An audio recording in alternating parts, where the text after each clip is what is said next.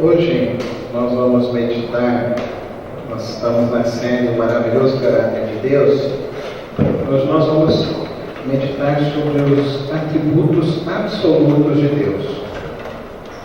Nós já vimos os atributos pessoais, nós vimos por que devemos compreender o caráter de Deus, e hoje nós vamos estudar e meditar sobre os atributos absolutos do nosso Deus. Jerônimo, um dos pais da igreja, ele diz assim em um dos seus escritos: Deus é a origem de si mesmo e a causa de sua própria substância. Romanos 11, 34 e 36 diz assim: quem conheceu a mente do Senhor? Ou quem foi seu conselheiro? Quem primeiro lhe deu para que ele o recompense? Pois dele, por ele e para ele são todas as coisas. A ele seja a glória para sempre. Amém. Quando meditamos sobre os atributos absolutos do nosso Deus, isso significa compreender que o nosso Deus é independente de qualquer coisa ou realidade. Mas que ele, sendo independente, ele promove uma aliança com a humanidade. E essa aliança é descrita na palavra de Deus em diversos episódios. Na própria criação, depois nós vemos com Noé, depois nós vemos a aliança com Moisés, a aliança de Deus com Davi, a aliança de Jesus Cristo com a humanidade. A escolha de Deus. Nós vemos, para compreender, nós precisamos visitar um pouco a história, e principalmente dos grandes pensadores que falam sobre esses atributos absolutos de Deus. O primeiro é Bancroft, que diz que significa que Deus é absolutamente independente de tudo fora de si mesmo, para a continuidade e perpetuidade do seu ser. Nós não estamos lidando com alguém que necessita de alguma coisa. Deus não necessita de nada, Ele é suficiente em si próprio. Berkhoff, ele diz que significa que Deus existe por necessidade do seu próprio ser e não depende como o homem para a sua existência de qualquer coisa externa a si mesmo. Algumas pessoas podem falar, mas esse Deus então é egoísta. Se ele não depende dos outros, como que ele pode ser assim, então? Amor. Como ele pode expressar amor? A grande realidade, queridos irmãos, é que quanto mais você é uma pessoa inteira de si próprio, mais você é capaz de viver o amor na verdadeira realidade do amor. Porque nós não podemos viver a realidade do amor se nós esperamos um resultado, um fruto da nossa expressão de amor ao outro. Aí isso não é amor. O amor é realmente essa entrega total. Pendleton, ele diz que significa dizer que as causas de sua existência estão nele. A vida é inerente de Deus. A vida foi algo que Deus criou, não algo que Deus fez para si próprio se colocar. Em outras palavras, Deus não tem necessidade de nada para existir como pessoa. Nada, nada, nada. Toda a razão para a sua sobrevivência está nele próprio. No próprio Deus. Por isso, então, nós cremos nesse Deus. E por isso, então, colocamos nossas vidas nesse Deus. Vamos compreender um pouquinho mais agora à luz da palavra de Deus. O grande desafio que eu e você temos adiante é compreender a Deus para conseguirmos esclarecer a razão da nossa fé, a razão por que devemos crer, a razão da promessa de Jesus Cristo para a humanidade. E isso nós compreendemos através desses atributos absolutos de Deus. Nós vamos explicar isso um pouquinho mais adiante. Primeira questão que a gente tem que entender desses atributos, o primeiro atributo, a imutabilidade de Deus. Vamos ler juntos Hebreus 13, 8? Vamos juntos?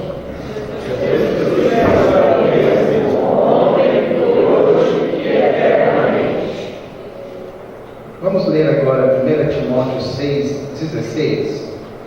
Aquele que possui nele só a imortalidade e habita em luz inacessível, a quem nenhum dos homens tem visto, nem pode ver, ao qual seja a honra e poder para sempre. Amém. Os autores, eles reconhecem que o nosso Deus é imutável. Em nada pode se acrescentar a Ele e nada pode se retirar dele. Que Ele é o gerador de toda a vida e o sustentador de toda a vida. E que nós não precisamos temer, então, que o nosso Deus ele vai ter rompantes de ira, rompantes de emoções como nós temos. Não é verdade? As nossas emoções não oscilam, assim como o tempo oscila. Eu morava em São Paulo, então lá São Paulo falava assim: São Paulo você tem 3, 4 temperaturas no mesmo dia, porque tem dia que acorda frio, 10 horas já está quente, 3 horas está insuportável, e aí 4 horas começa a vir uma garoa, e à noite então, se você está sem casaco, você se lasca no meio da rua. Então você imagina, você tem que sair com um monte de coisa, porque o tempo varia. E tem ser humano que é assim, né? Tem ser humano que acorda bem, 10 horas já está na lua crescente, às 2 horas na minguante, e de repente à noite ele sumiu o ser humano, né? Não tem gente que é assim? Nosso Deus não. Nosso Deus não. Ele é eterno e imutável. Não há sombra de variação nele. Nada pode variar nele. Ele nada que acrescente, nada que diminua. Nem para um lado, nem para o outro. Ele é absolutamente perfeito. Amém? Absolutamente perfeito. E aqui tem uma implicação direta na minha vida de oração e na sua vida de oração. É que a oração não muda Deus. Muitas vezes nós achamos, nós vamos orar para, Deus, agora, igual eu ouvi um vídeo essa semana, o pastor virou e falou assim: Deus, nós viemos agora colocar o Senhor na parede. Então o Senhor vai nos abençoar hoje. Isso é um absurdo. Uma pessoa que tem a compreensão de fato de quem é Deus, nunca se colocará assim diante de Deus. Uma pessoa que se coloca assim diante de Deus, o Deus dele não é o Deus cristão, não é o Deus verdadeiro das Escrituras. O Deus cristão não entra dessa forma. Nós oramos a Deus, Deus não muda. Ele não muda. Ele é o mesmo.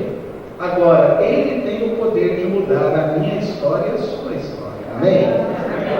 Ele tem o poder de mudar a minha circunstância e a sua circunstância.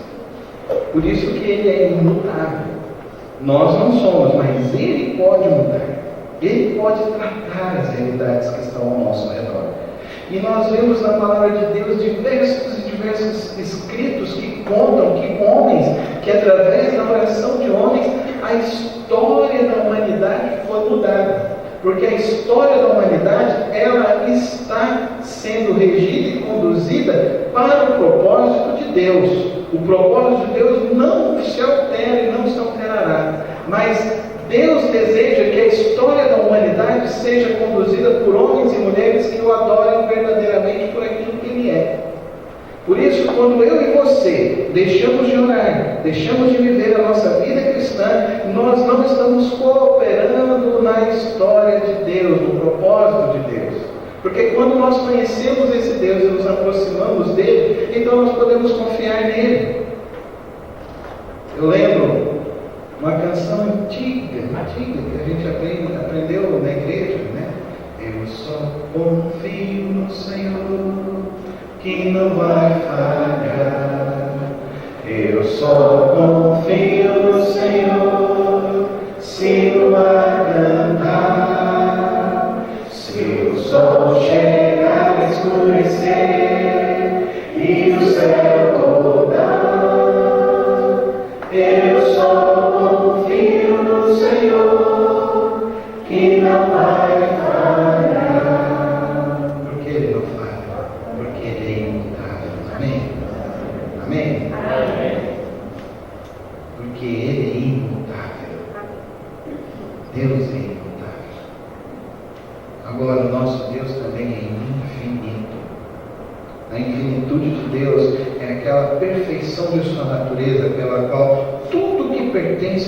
ser não tem medida nem quantidade. Nosso Deus é infinito, infinito em seu conhecimento, infinito em sua sabedoria, infinito em sua bondade, infinito em seu amor, infinito em sua retidão, infinito em sua santidade, em sua soberania, em seu poder. Todas as perfeições são livres de limitações e de defeitos. Olha o que o salmista fala para nós no Salmo 145, no versículo 3. Olha que coisa maravilhosa o salmista fala. Grande é o Senhor e digno de ser louvado. A sua grandeza não tem limites. Por quê? O nosso Deus é infinito, Ele é perfeito, Ele é eterno. A infinitude vista em relação ao tempo é chamada pela sua eternidade. Deus transcende o nosso tempo. Ele possui o todo de sua vida de uma só vez. E olha que texto fantástico, é um texto para você memorizar no seu coração, Salmo 90, versículo 2. Antes de nascerem os montes e de criares a terra e o mundo, de eternidade a eternidade, tu és Deus. Dá para você entender essa infinitude de Deus? O que isso representa para mim e para você? A perfeição e a eternidade de Deus. O que Deus está esperando de mim e de você? O que Deus deseja com todo esse seu poder? Ele deseja simplesmente o nosso amor verdadeiro a Ele, a nossa busca sincera a Ele, a nossa busca livre e espontânea a Ele. É uma das experiências muito fantásticas que eu tive na minha vida, o dia que minha filha chega assim, vem me abraça, papai, eu te amo tanto. Aí eu pergunto assim, por quê? Porque você cuida de mim, papai, porque você me dá beijinho, porque você compra presente para mim, porque você me leva para a escola. A gente sai da sorveteria, a Ana Luísa chega e me dá um beijo, assim, me dá um abraço, ela fala assim, ai papai, obrigado. Eu fico sempre pensando, o nosso Deus é infinito, na perfeição dele, maravilhosa, porque Ele espera de mim, de você, esse amor espontâneo, esse amor verdadeiro. Não é um amor que fica mercanejando porque nós não precisamos, porque o amor dele é perfeito por nós. Não há nada que eu e você possamos fazer para acrescentar ao amor de Deus, sabia? Nada, nada, nada. O amor dele é perfeito por mim e por você. Nós precisamos aprender a nos relacionar com Ele nesse espírito de gratidão, de entrega a Ele real. O terceiro atributo imutável do nosso Deus é a sua santidade. A santidade de Deus é perfeita. Na sua excelência moral e espiritual, Deus é perfeitamente puro, impoluto, justo em si mesmo. Santidade é o fundamento de todos os atributos morais do nosso Deus. A santidade se tipificou nas vestes imaculadas do sumo sacerdote quando ele entrou no Santo dos Santos. Essa veste tinha que ser totalmente cerzida e confeccionada com seda pura. Ela tinha que ser toda ornada de ouro puro. Nas suas bainhas eram confeccionados sinos. E o sumo sacerdote, quando ele ia entrar no Santo dos Santos, que poderia entrar somente uma vez, depois que ocorresse a festa dos tabernáculos, a santa convocação do povo de Israel, então, depois que tinha feito todas as ofertas de purificação, uma vez por ano que ocorria essa festa, era a preparação de 40 dias para essa festa. Então o sumo sacerdote ia entrar no Santo dos Santos. Ele, para entrar, ele tinha que ser amarrado. Porque se ele houvesse cometido um pecado e não houvesse pedido perdão, ele seria exterminado fulminantemente naquele momento. E assim ele entrava para reverenciar a santidade do nosso Deus. Muitas pessoas hoje em dia não têm tido essa dimensão de que o nosso Deus é santo. Tratam Ele de qualquer forma, tratam a sua vida de qualquer forma, tratam o seu filho de qualquer forma, tratam a vida de Cristo de qualquer forma. Não levam em consideração nenhuma a sua santidade, o seu amor, a sua força, a sua graça. Não buscam de maneira nenhuma compreender isso.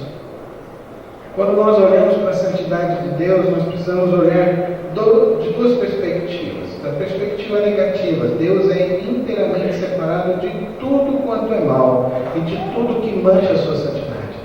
Nada pode manchar. Ele é santo e eterno para todos sempre. E positivamente é que Deus é, em seu ser, em sua natureza, absolutamente perfeito, puro e íntegro. Abra sua Bíblia lá em 1 João, no capítulo 1, versículo 5. Ele diz assim: esta é a mensagem que dele ouvimos e transmitimos a vocês. Deus é luz. Nele não há treva alguma. Por isso que estar na presença de Deus deve representar para nós a compreensão desse atributo da santidade de Deus. Por isso que quando o Senhor Jesus ele foi celebrar a ceia, ele disse aos seus discípulos então, que eles deveriam então se limpar. E o apóstolo Paulo fala lá em 1 Coríntios, que quando fosse celebrar a ceia, cada um examinasse a si próprio. E, ao examinar-se, se arrependesse, se houver cometido pecados. E após isso, então, tomar a ceia. Tem muitos cristãos que não tomam a ceia. Eu estou em pecado, então não vou tomar. Esse ato de você não tomar a ceia, significa que você fere a cruz de Cristo, achando que existe alguma possibilidade do amor de Deus ser diminuído por você. E são uma das grandes heresias que muitas pessoas vivem hoje em dia. Porque o ato de você tomar a ceia e participar da comunhão significa o seguinte: você entende que pelos seus esforços você não pode se aproximar de Deus, que somente o sangue de Cristo Jesus é que te aproximou e te aproxima de Deus. Porque o nosso Deus é santo. Ele mandou o Filho dele para morrer em nosso lugar, para representar então a purificação dos nossos pecados. É Cristo quem nos salva. A manifestação da santidade de Deus é dada em algumas formas. No ódio contra o pecado. Eu não vou ler esses textos, os irmãos vão poder estudar isso durante a semana, vai estar lá no site da igreja, você entra, pode baixar o estudo. No seu deleite naquilo que é santo e reto, Provérbios 15, 9, o caminho do perverso é abominação ao Senhor, mas este ama o que segue a justiça. Na sua separação do pecador, esse eu vou ler, Isaías 59, 2, porque nós precisamos compreender que hoje em dia muitas pessoas não compreendem. Acham que eu sou salvo pela graça e barateiam a graça de Deus. Vivem e fazem as suas escolhas de qualquer forma, de qualquer maneira, e não levam em conta a busca por Deus.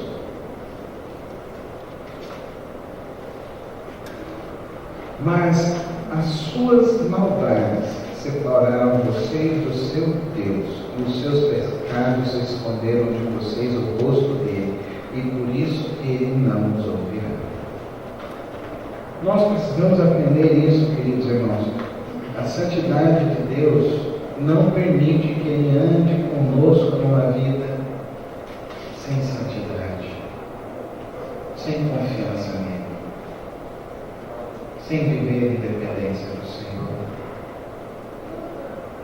Por isso o apóstolo Paulo fala lá então em Romanos: se somos salvos pela graça, então agora nós vamos viver no pecado para que superabunde a graça de Deus? Não, de maneira nenhuma. Agora que somos salvos, então andamos na luz, andamos em Cristo, porque temos a compreensão da salvação, a dimensão da salvação, a extensão da salvação, a profundidade da salvação e a largura que essa salvação tem atingido nossas vidas tão maravilhosamente.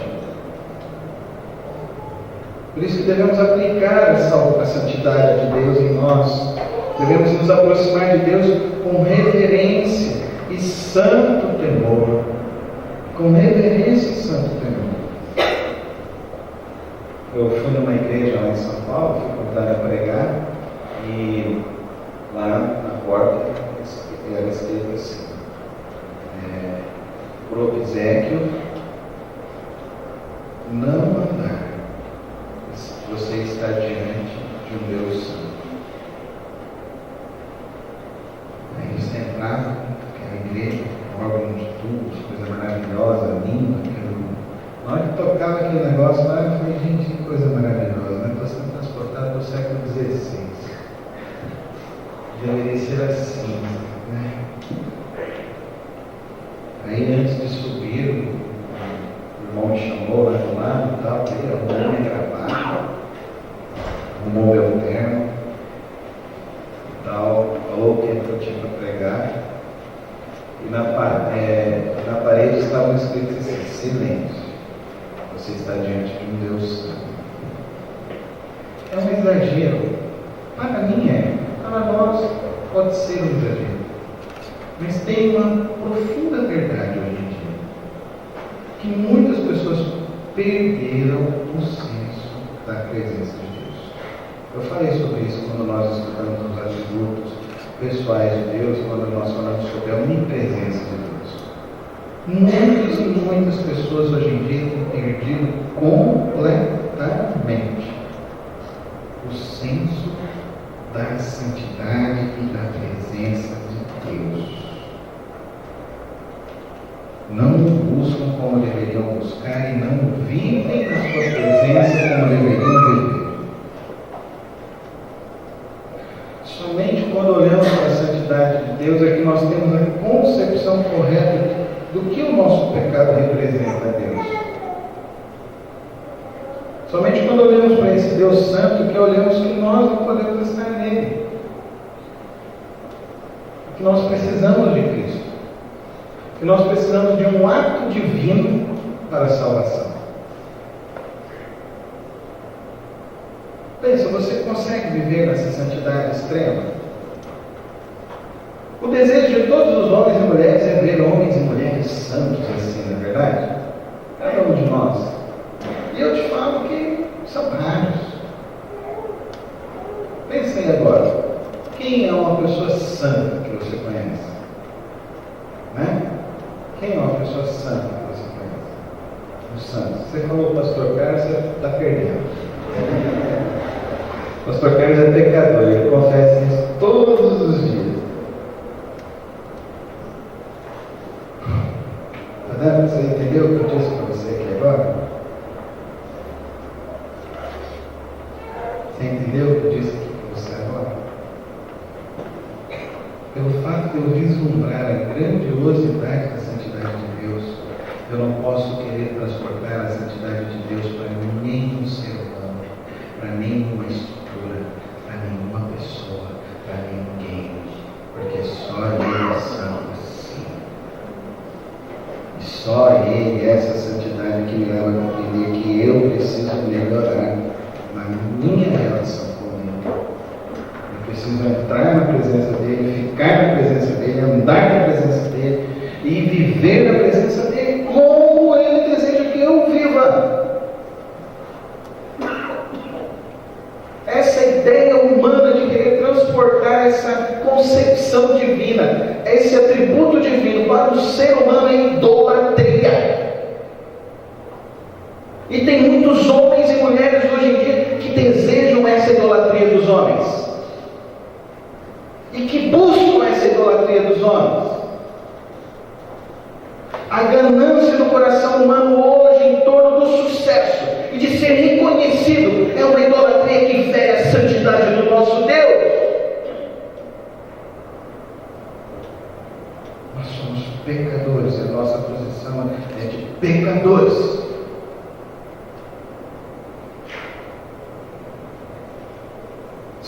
nosso Deus é santo, a nossa aceitação por parte dele, com base em nossas ações, é completamente impossível. Completamente. Veja Isaías 64:6.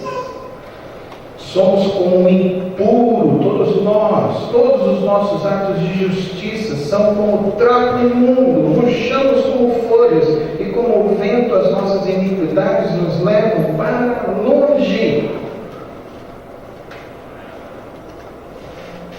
Hoje, no Diário da Manhã, traz um artigo falando que o Papa então está dizendo que não existe mais inferno.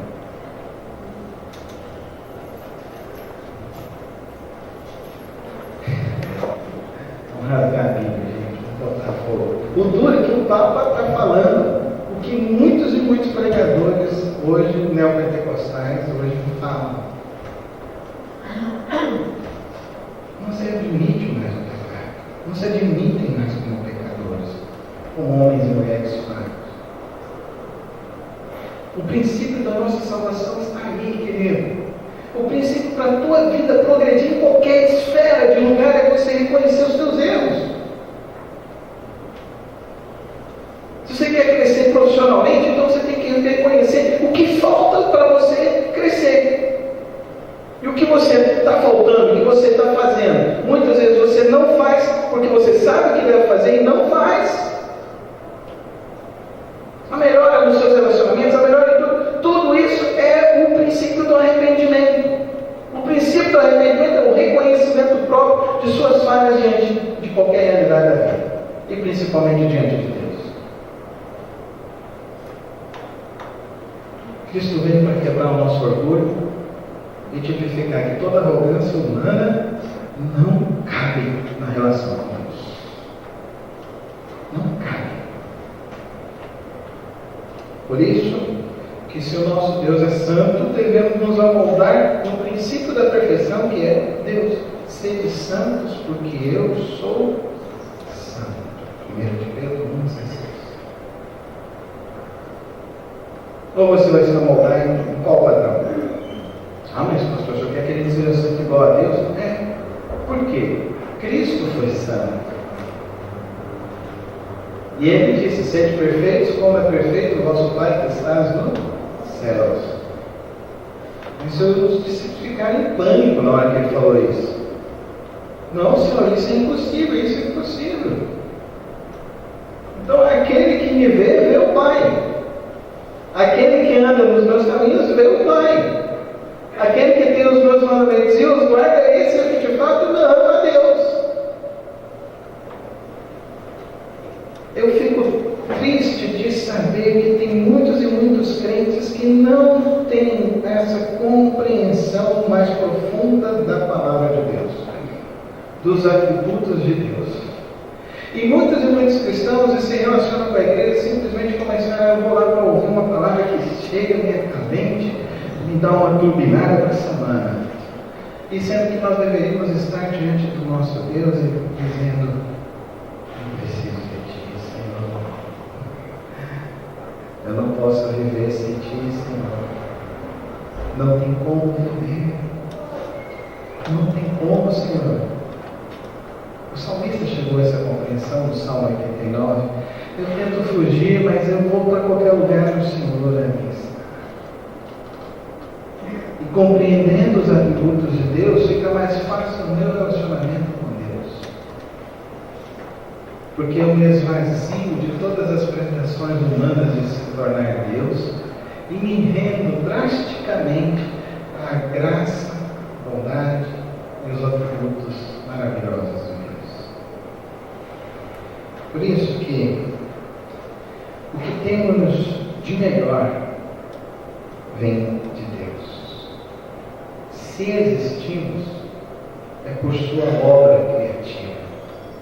Se estamos vivos, é pela sua mão que nos sustenta. Se podemos progredir em todas as áreas da vida, é porque Ele é imutável. Se temos esperança, é porque Ele é eterno. Se podemos nos aperfeiçoar, é porque Ele é santo. Portanto, queridos, buscai ao Senhor enquanto se pode achar, e invocai enquanto está perto. Ele é a salvação. Não há outro Deus. Não há outro Deus. Mas para você hoje eu vou matar todo esse meu Deusinho. Sou eu próprio.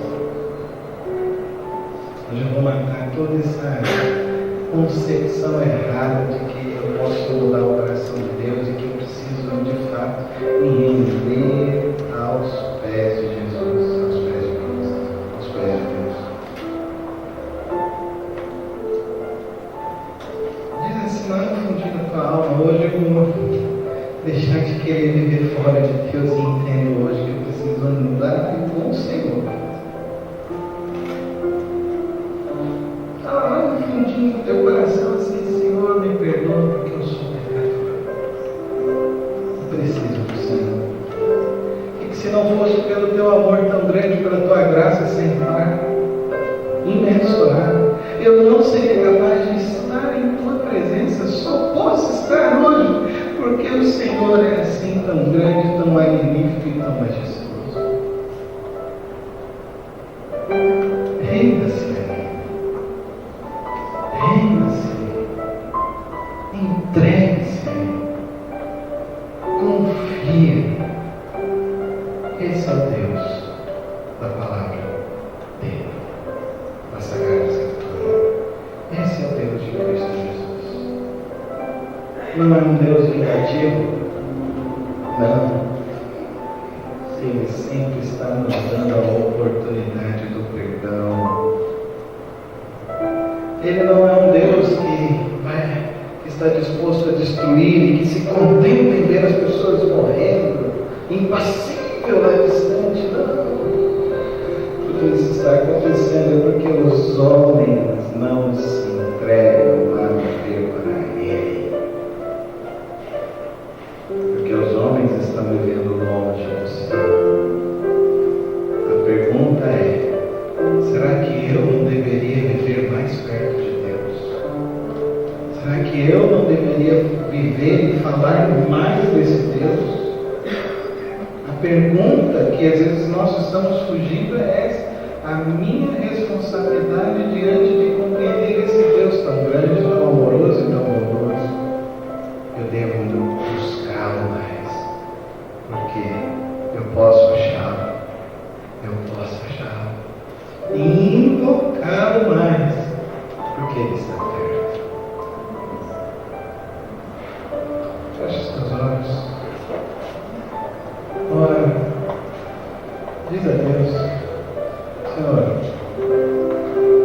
se eu andei e se tenho andado longe do teu caminho, hoje eu quero voltar ao Senhor e viver para ti, porque eu compreendo que tu és santo e imutável e eterno. Pai, obrigado, porque o Senhor nos chamou das trevas, dos nossos pecados, e nos transformou com o poder do Teu Espírito. E o Senhor nos traz a libertação para andar nos Teus caminhos. Que nós, ó Deus, nessa manhã de fato desejemos andar contigo, viver para o Senhor e te buscar cada dia mais. Abençoa aqueles que estão tomando essa decisão hoje, Senhor. Abençoa aqueles que estão sendo tocados pelo Teu Espírito nessa manhã. Abençoa para andarmos e darmos mais valor a essa liberdade que temos de te adorar, de te buscar e de andar nos Teus caminhos. Abençoa nessa hora, Pai. Nós te agradecemos, porque o Senhor, com o seu tão grande amor, não tem levado em consideração as nossas faltas, as nossas falhas.